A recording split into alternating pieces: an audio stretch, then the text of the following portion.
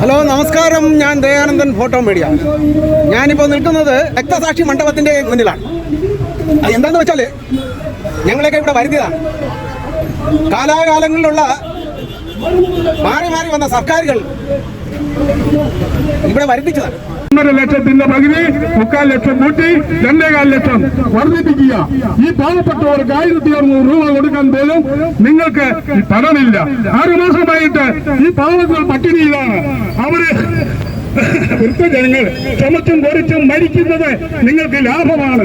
അത്രയും പണം കൊടുക്കാതിരിക്കാനുള്ള ഉദ്യോഗസ്ഥരുടെ കുൽസിത നയമല്ലേ നിങ്ങൾ നടത്തിക്കൊണ്ടിരിക്കുന്നത്? ഈ നയം മാറ്റണം, അല്ലെങ്കിൽ മാറ്റിക്കും. ഇതാണ് ഞങ്ങള് വൃദ്ധരാണെങ്കിൽ പോലും ഞങ്ങളുടെ സമര തീഷ്ണത നിങ്ങൾ കാണാൻ പോകുന്നതേ ഉള്ളൂ. കാരണം ഞങ്ങൾ ചെറുപ്പക്കാര് വെയിലത്ത് വാടുന്നത് പോലെ വാടുന്നവരല്ല. മഴയത്തും വെയിലത്തും ഞങ്ങൾ പണിയെടുത്ത് കൈത്തകമ്പുള്ള കർഷകരാണ്, തൊഴിലാളികളാണ്, അധ്വാനിക്കുന്നവരാണ്. ഞങ്ങളുടെ ശബ്ദം സെക്രട്ടേറിയറ്റ് നടയിൽ ഇന്ന് മുഴക്കുവാൻ പോവുകയാണ്. ഇന്ന് ഞങ്ങൾ സെക്രട്ടേറിയറ്റ് നടയിൽ നടക്കുന്ന ധർണ ഈ അവകാശങ്ങൾ നേടിയെടുക്കുന്നതിന് വേണ്ടി ഈ വൃദ്ധരെ ഈ മഴയത്ത് തെരുവിലിറക്കിയ ഭരണാധികാരികൾ കണ്ണു തുറന്ന് കാണണമേ എന്ന് അപേക്ഷിച്ചുകൊണ്ടും അഭ്യർത്ഥിച്ചുകൊണ്ടും അന്യായമായി ഈ നിങ്ങൾ മന്ത്രിമാർക്കും MLA-മാർക്കും കൂട്ടുന്ന 50% അവസാനിപ്പിക്കണമെന്ന് ആവശ്യപ്പെട്ടുകൊണ്ടും ഞങ്ങൾ നടത്തുന്ന ഈ പ്രകടനവും ധർണയും ഇത് ഒരു വെല്ലുവിളിയായി സ്വീകരിക്കണമെന്ന് നിങ്ങളോട് ഞങ്ങൾ അഭ്യർത്ഥിക്കുകയാണ്, അപേക്ഷിക്കുകയാണ്. Thank you. One India, one pension സിന്ദാബാദ്.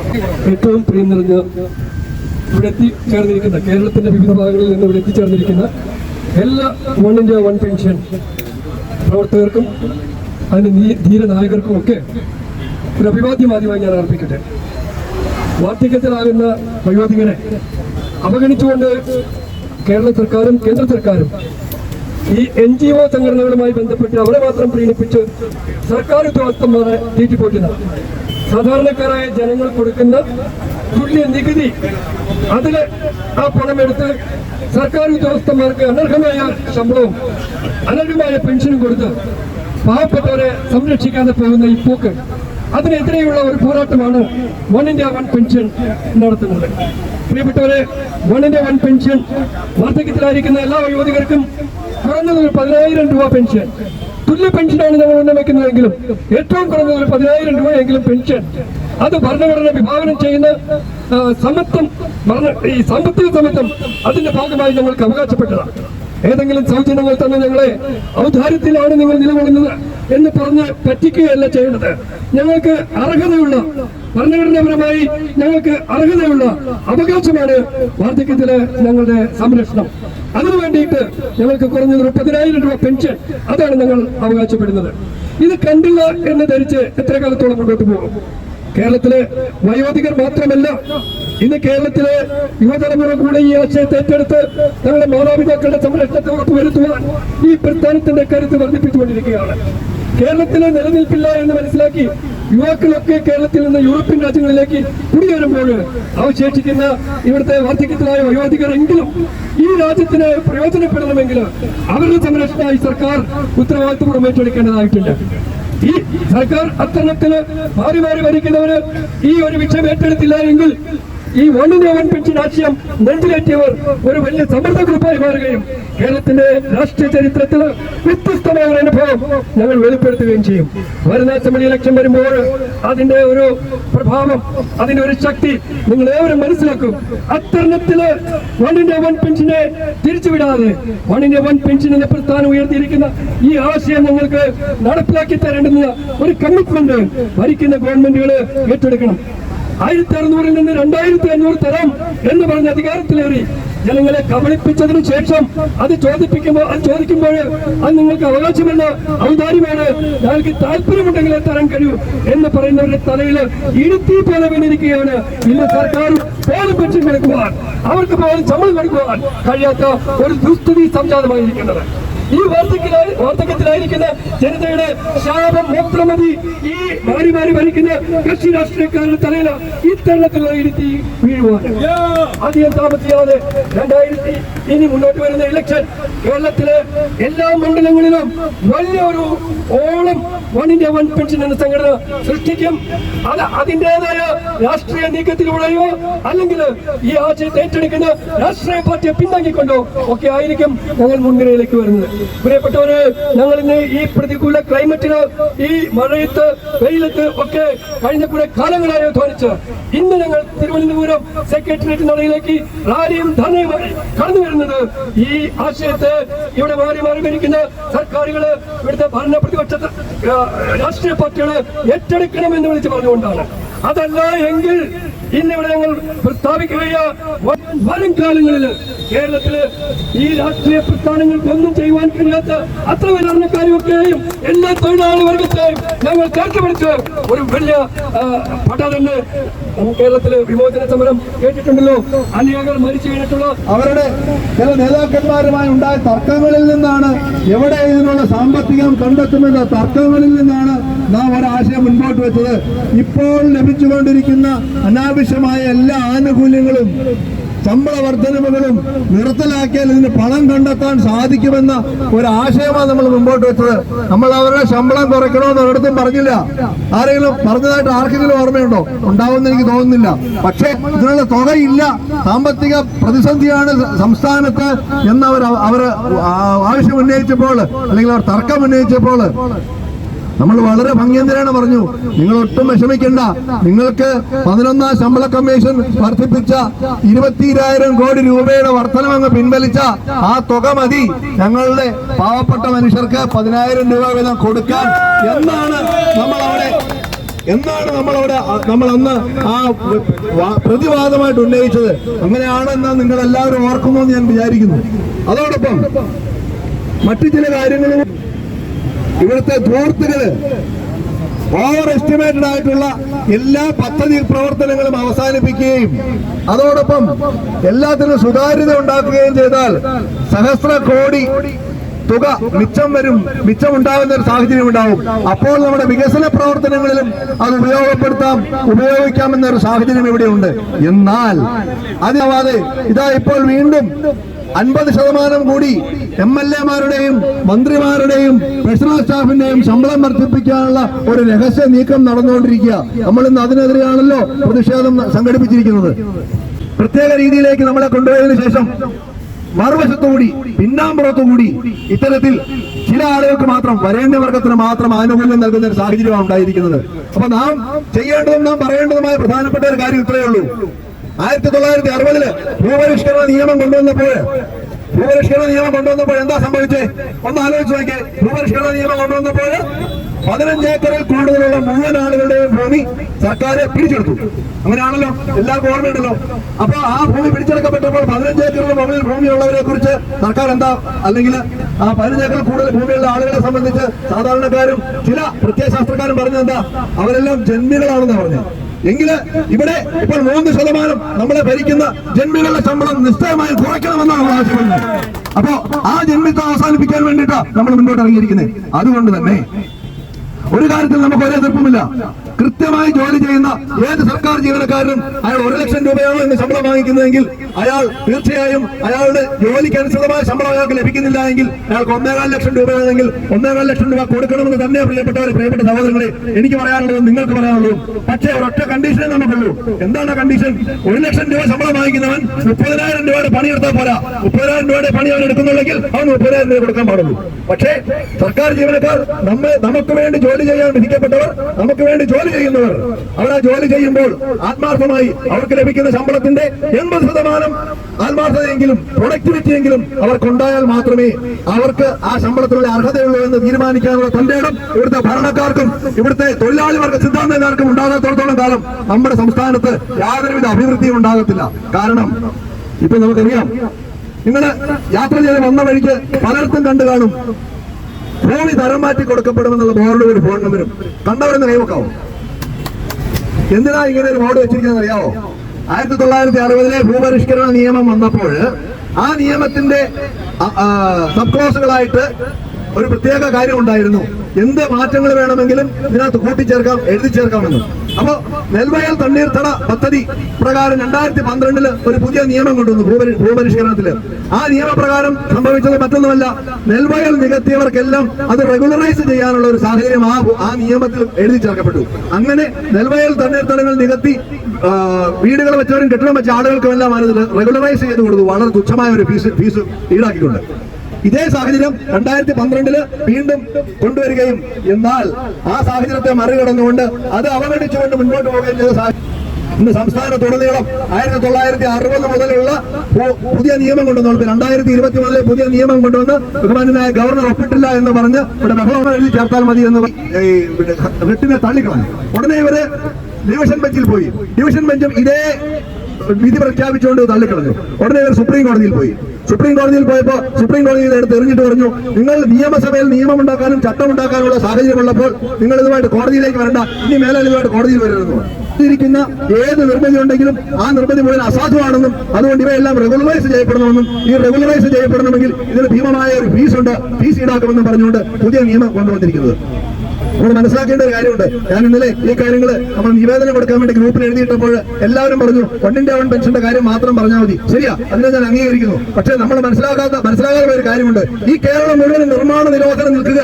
നിങ്ങൾ നിർമ്മിച്ചിരിക്കുന്നതും നിർമ്മിക്കാൻ പോകുന്നതും നിർമ്മിച്ചുകൊണ്ടിരിക്കുന്നതും നിർമ്മിച്ചു കഴിഞ്ഞതുമായ മുഴുവൻ കെട്ടിടങ്ങളും ഈ പറഞ്ഞ നിയമത്തിന്റെ അടിസ്ഥാനത്തിൽ നിർമ്മാണ നിരോധനത്തിൽപ്പെട്ടതാ. നമ്മളെല്ലാവരും അതിന് ഭീമമായ തുക കൊടുത്ത് റെഗുലറൈസ് ചെയ്യാൻ വിധിക്കപ്പെട്ടിരിക്കുന്നു. പുതിയ നിയമം വന്നപ്പോൾ നിങ്ങൾക്ക് എത്ര പേര് നിങ്ങൾ ഈ വിവരം അറിഞ്ഞു? ഇത്തരത്തിലാ നമ്മളെ ഇവർ വഞ്ചിക്കുക. ഇതിന് കൂട്ടു നിൽക്കുന്ന ആരാ? ഈ പറഞ്ഞ 1.5 ലക്ഷം 2 ലക്ഷം രൂപ ശമ്പളം മേടിക്കുന്ന നമ്മെ സഹായിക്കാൻ വേണ്ടി ഇവിടെ ഭരണം നടത്തുന്ന ഉദ്യോഗസ്ഥർ, നമ്മുടെ ജോലിക്കാരാണ് ഇത്തരം ചട്ടങ്ങൾ എഴുതി ഉണ്ടാക്കി നമുക്ക് ഭാരം വയ്ക്കുന്നത്. അപ്പം അങ്ങനെ ഭാരം വയ്ക്കാനല്ല ഇവർ പരിശ്രമിക്കേണ്ടത്. മറിച്ച് ഇവർ 1 ലക്ഷം രൂപ ശമ്പളം മേടിക്കുന്നുണ്ടെങ്കിൽ ജനത്തിന്റെയും സമൂഹത്തിന്റെയും താഴെത്തട്ടിലുള്ളവരുടെയും പാവപ്പെട്ടവന്റെയും ദുരിതങ്ങളെ കണ്ടെത്തിയിട്ട് ആ ദുരിതങ്ങൾക്ക് പരിഹാരം നിർദ്ദേശിക്കാനാണ് ഇവർ അവിടെ ഇരുന്ന് ജോലി ചെയ്യുന്നതെന്നാണ് ഞാൻ മനസ്സിലാക്കുന്നത്. അങ്ങനെയല്ലേ? അപ്പൊ അങ്ങനെ ജോലി ചെയ്യാൻ മടിയുള്ള ആളുകള് ഭീമമായ ശമ്പളം മേടിച്ച് അവരുടെ തൊഴിലെടുക്കാതെ 1 ലക്ഷം രൂപയ്ക്ക് പകരം 30,000 രൂപയുടെ ജോലി ചെയ്തിട്ട് ബാക്കി സമയത്തെല്ലാം കറങ്ങി നടക്കുന്ന ഒരു സാഹചര്യമുണ്ട്. ആ സാഹചര്യം കഴിഞ്ഞതിന് ശേഷം ഇവര് പുറത്തോട്ട് പോകുമ്പോൾ എന്താ സംഭവിക്കുന്നത്? ഒരു പെൻഷൻ പറ്റുമ്പോൾ ഇപ്പൊ ഇതാ നമ്മൾ മനസ്സിലാക്കുന്നു, ഏതാണ്ട് സംസ്ഥാന സർക്കാരിന്റെ പണമില്ല. എവിടെ പോയി പണം? കൊടികാര്യസ്ഥ മുഖാന്തരമാ ഈ പണമെല്ലാം നഷ്ടപ്പെട്ടു പോയത്. ആരായിരുന്നു കെടുകാര്യസ്ഥതയ്ക്കും ദൂരത്തിനും ഗുണപിടിക്കാതെ അതിനെ പ്രതിരോധിക്കേണ്ടിയിരുന്നത്? ഈ തൊഴിലാളികൾ, ഈ ജീവനക്കാർ തന്നെയായിരുന്നു. ഈ ജീവനക്കാരുടെ നിർദ്ദേശവും പ്രകാരം ചെയ്യുന്നത് താഴെ തട്ടിൽ നിന്ന് ലഭിക്കുന്ന സന്ദേശങ്ങളുടെ വൈബ്രേഷൻ അനുസരിച്ച് മുകൾ തട്ടിലേക്ക് പോകുന്നതും പ്രവർത്തനങ്ങൾ നടത്തുന്നതും. അപ്പൊ അങ്ങനെ കൃത്യമായ പഠനങ്ങളും കൃത്യമായ ബോധ്യങ്ങളുമില്ലാതെ ഓരോ കാര്യങ്ങൾ ഇവരുടേതായ താല്പര്യത്തിന് ഇവരുടെ ശമ്പളവും പെൻഷനും കിമ്പളവും സംരക്ഷിക്കാൻ വേണ്ടി മാത്രം ഇവര് ഭരണം നടത്തുകയും അതനുസരിച്ച് ഇവർ റിപ്പോർട്ട് കൊടുക്കുകയും ചെയ്യുമ്പോൾ സ്വാഭാവികമായിട്ടും പശ്ചിമഘട്ടത്തില് 100 വർഷം മുൻപ് മുതൽ സ്വന്തമായിട്ട് പട്ടയമുള്ളവനും കയ്യേറ്റക്കാരനാകപ്പെടും. താഴെത്തട്ടിലെ തീരദേശത്തുള്ള ആളുകളും കയ്യേറ്റക്കാരാകപ്പെടും. കാരണം ഇന്ന് പുതിയ സംവിധാനം കൊണ്ടുവന്നിരിക്കുക. എല്ലാ നദീതടങ്ങളിലും കണ്ടൽക്കാടുകൾ വെച്ചുപിടിപ്പിച്ചിട്ട് ഇവയെല്ലാം വനഭൂമിയാക്കി മാറ്റാനുള്ള രഹസ്യ അജണ്ടയുമായിട്ടാ വനം വകുപ്പ് നടക്കുന്നത്. അപ്പോഴാ നമ്മുടെ കൂട്ടത്തിലുള്ള ആളുകൾ പറയുന്നത് വനം വകുപ്പ് ഇല്ലായിരുന്നെങ്കിൽ ഇപ്പൊ നമ്മുടെ വനം മുഴുവൻ വെട്ടിത്തെളിക്കപ്പെട്ടു പോയിരുന്നു. വനം മുഴുവൻ വെട്ടിത്തെളിച്ചിട്ട് വനം വകുപ്പ്. കാരണം വനം വകുപ്പ് ഇവിടുത്തെ സ്വാഭാവിക വൃക്ഷങ്ങളെല്ലാം വെട്ടിത്തെളിച്ചതിന് ശേഷം ഈ വനങ്ങളില് ലാർജ് സ്കെയിലില് വൻതോതില് അക്വേഷ്യയും മൂക്കാലിയും കൊന്നയും മുളയും എല്ലാം നട്ടുപിടിപ്പിച്ചു. ഇങ്ങനെ ഇതെല്ലാം നട്ടുപിടിപ്പിക്കപ്പെട്ടപ്പോൾ എന്തുപറ്റി? വന്യമൃഗങ്ങൾക്ക് ആഹാരമില്ലാതെ വന്നു, വെള്ളമില്ലാതെ വന്നു. അങ്ങനെ സ്വാഭാവികമായിട്ട് വന്യമൃഗങ്ങൾ ആഹാരം അനുസരിച്ച് പുരയിടങ്ങളിലേക്കും കൃഷിസ്ഥലങ്ങളിലേക്കും കയറി. അങ്ങനെയാണ് ഇപ്പോൾ നടക്കുന്ന വന്യമൃഗ മനുഷ്യ സംഘടനകൾ ഉണ്ടായിക്കൊണ്ടിരിക്കുന്നത്. അപ്പോ വനം വകുപ്പിന്റെ ഉദ്ദേശം എന്ന് പറയുന്നത്, വനം വകുപ്പിന്റെ ലക്ഷ്യം എന്ന് പറയുന്നത് വന്യമൃഗങ്ങളിൽ നിന്നും വനത്തിൽ നിന്നും മനുഷ്യനും കൂടി സംരക്ഷണം കൊടുക്കുക എന്നതാണ്. മറിച്ച് അവർ ചെയ്യുന്നത് എന്താണ്? വനത്തെ വന്യമൃഗങ്ങളെ മാത്രം സംരക്ഷിക്കുന്നു, മനുഷ്യനെ കയ്യേറ്റക്കാരനായിട്ടും വന്യമൃഗ ആക്രമണക്കാരനായിട്ടും കരുതുന്നു. ഇത്തരത്തിലാണ് നിയമങ്ങൾ ഉണ്ടാക്കിക്കൊണ്ടുവന്ന് നമ്മളെ കൊടുക്കാൻ ശ്രമിച്ചുകൊണ്ടിരിക്കുന്നത്. അപ്പോ ഞാൻ പറഞ്ഞു വന്നത് മറ്റൊന്നുമല്ല, ഇത്തരത്തിൽ സമൂഹത്തിൽ നടക്കുന്ന ഓരോ കാര്യങ്ങളെ സംബന്ധിച്ചും കൃത്യമായ അപഗ്രഥനവും അവബോധവും അവലോകനവും കൂടി നമ്മൾ നടത്തുമ്പോഴാണ് 1 പെൻഷന് പ്രസക്തി ഉണ്ടാവുക. കാരണം 60 വയസ്സ് കഴിഞ്ഞ് നമുക്ക് ജീവിക്കാൻ ആവശ്യമായ ഒരു പെൻഷൻ കിട്ടുമ്പോഴും നമുക്കൊരു ഉത്തരവാദിത്തമുണ്ട്. നമ്മുടെ ഭാരതീയ തത്വചിന്തയിൽ പറയുക ഏജിങ് ഈസ് വിസ്ഡം എന്നാണ് പഴഞ്ചൊല്ല് പറയുക. അതായത് പ്രായാധിക്യം എന്ന് പറയുന്നത് ജ്ഞാനത്തിന്റെ ലക്ഷണമാണെന്ന് പറയുന്നത്. അപ്പൊ ആ ജ്ഞാനത്തിന്റെ ലക്ഷണമുള്ള നമ്മള്, ആ ജ്ഞാനികളായ നമ്മള് നമ്മുടെ അടുത്ത തലമുറയ്ക്കും നമ്മുടെ മക്കൾക്കും സമൂഹത്തിനും ആവശ്യമായ നന്മ ചെയ്യുവാനുള്ള സാഹചര്യം അതിലൂടെ സൃഷ്ടിക്കപ്പെടുക. അപ്പൊ നമ്മൾ ചെയ്യേണ്ടത് നമുക്ക് ഉള്ള അറിവുകളെ മറ്റുള്ളവരിലേക്ക് പകർന്നു കൊടുത്തുകൊണ്ട് അതിൽ നിലനിന്നുകൊണ്ട് അതിനെ നിലനിർത്താനും സമൂഹത്തെ നിർമ്മിക്കാനും സമൂഹത്തെ പുനഃസൃഷ്ടിക്കാനും സമൂഹത്തിന്റെ സമതുലിതാവസ്ഥ നിലനിർത്താനുമുള്ള ഒരു ഉത്തരവാദിത്വം കൂടി നമുക്കുണ്ട്. അവിടെയാണ് ആ ഉത്തരവാദിത്വം നിറവേറ്റുമ്പോഴാണ് 1 India 1 പെൻഷന്റെ ഈ മുദ്രാവാക്യം പൂർണ്ണതയിൽ എത്തുക എന്നാണ് ഞാൻ വിശ്വസിക്കുന്നത്. അതുകൊണ്ട് തന്നെ സ്വാഭാവികമായും നമ്മുടെ ഏറ്റവും പ്രധാനപ്പെട്ട ആവശ്യം നമ്മുടെ ജീവസന്ധാരണമാണ് എങ്കിൽ പോലും സാമൂഹിക സുരക്ഷയ്ക്കും സാമൂഹിക ഉന്നമനത്തിനും സമൂഹത്തിലെ വിവിധ തുറകളിലുള്ള ആളുകളുടെ ഉന്നമനത്തിനും എല്ലാം നാം നാന്തി കുടിക്കാനുള്ള സാഹചര്യം സൃഷ്ടിച്ചാൽ മാത്രമേ നമ്മളുടെ ഈ പ്രയാണത്തിന് കൂടുതൽ ഊർജ്ജസ്വലതയും ഏക്കവും പിന്തുണയും കിട്ടുകയുള്ളൂ എന്ന കാര്യം ഓർമ്മപ്പെടുത്തിക്കൊണ്ട് ഞാൻ എന്റെ വാക്കുകൾ ചുരുക്കുന്നു. നന്ദി. പേര് പറയും. എപ്പോഴാണ് തിരിച്ച് നിങ്ങൾ ആരൊക്കെ ഉണ്ട്? ഒരുപാട് പേരുണ്ടാ? ആ ശരി.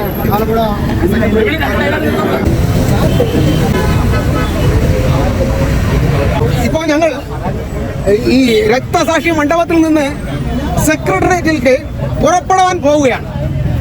ഇപ്പൊ ഈ മഴയൊക്കെ കുറച്ച് നമുക്ക് അനുകൂലമായിട്ടുള്ള ഒരു സാഹചര്യം സൃഷ്ടിച്ചിരിക്കുകയാണ്. അതുകൊണ്ട് ഞങ്ങൾ ഈ ഉള്ള സമയത്തേക്ക് ഞങ്ങൾ സെക്രട്ടേറിയറ്റിലേക്ക് പോകാൻ പോവുകയാണ്. അപ്പോൾ ഞങ്ങൾ സെക്രട്ടേറിയറ്റിലേക്ക് നമ്മുടെ രക്തസാക്ഷി മണ്ഡപത്തിൽ നിന്ന് യാത്ര തിരിക്കുകയാണ്.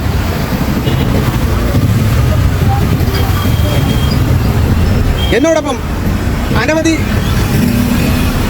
ചാലഞ്ചിന്റെ സുഹൃത്തുക്കൾ എന്റെ പിന്നിൽ കാണാം.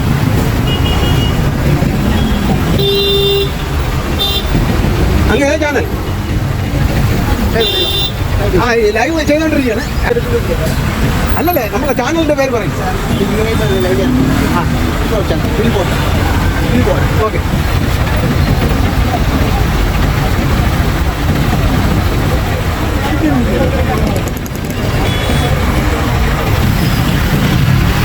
അപ്പോൾ എന്റെ പിന്നിൽ ഇത്രയും ചാനൽ സുഹൃത്തുക്കളെ ഉണ്ട്. അതുപോലെ ഞങ്ങൾ രക്തസാക്ഷി മണ്ഡപത്തിൽ നിന്ന് തിരിക്കാൻ പോവുകയാണ്.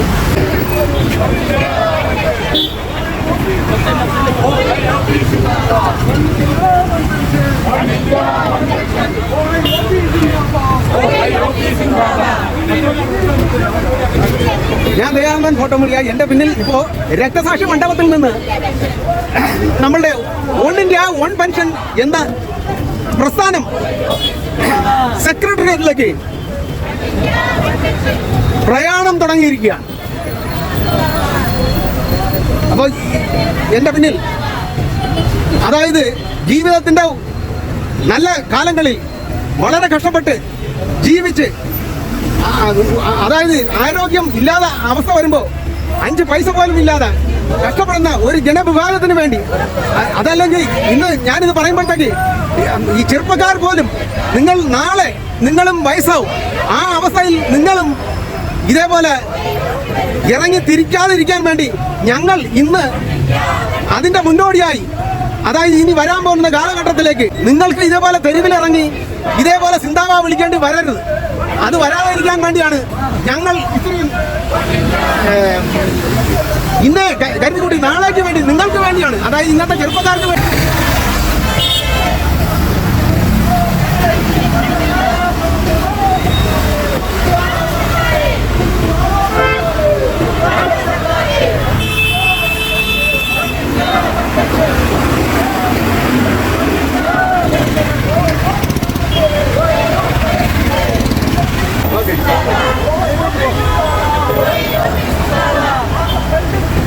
ഈ വയോധികരെ ഇന്നത്തെ ഈ കാലഘട്ടത്തിൽ ഈ തെരുവിലിറക്കിയ നമ്മളുടെ ഭരണകൂടം ഇത് ഒന്ന് നന്നായി ചിന്തിക്കേണ്ടതാണ്. ഇന്നത്തെ ചെറുപ്പക്കാരും നന്നായി ചിന്തിക്കേണ്ടതാണ്. കാരണം നിങ്ങളും നാളെ വയസ്സാവും. അന്ന് നിങ്ങൾ ആര് സംരക്ഷിക്കും? ഇന്നത്തെ പോലെ ആയിരിക്കില്ല അന്നത്തെ സ്ഥിതി, ഇന്നത്തെ കാലഘട്ടം പോലെ ആയിരിക്കില്ല അന്നത്തെ കാലഘട്ടം. കാരണം ഇന്ന് തന്നെ നമ്മളുടെ വീടുകളിൽ പോലും വൃദ്ധർക്ക് രക്ഷയില്ലാത്ത ഒരു അവസ്ഥയാണ് ഇപ്പോൾ നടന്നുകൊണ്ടിരിക്കുന്നത്. അപ്പോൾ ആ കാര്യം നിങ്ങൾ ഒന്നുകൂടി ഓർമ്മിക്കുക എന്നുള്ളതാണ് ഇതിൻ്റെ പ്രധാനമായിട്ടുള്ള കാര്യം. അത് നിങ്ങൾക്ക് നാളെ വരാം. അത് വരാതിരിക്കാൻ വേണ്ടിയാണ് ഞങ്ങൾ ഇന്നേ ഇവിടെ ഇറങ്ങി, ഈ തെരുവിലിറങ്ങി നിങ്ങൾക്ക് വേണ്ടി സംസാരിക്കുന്നത്.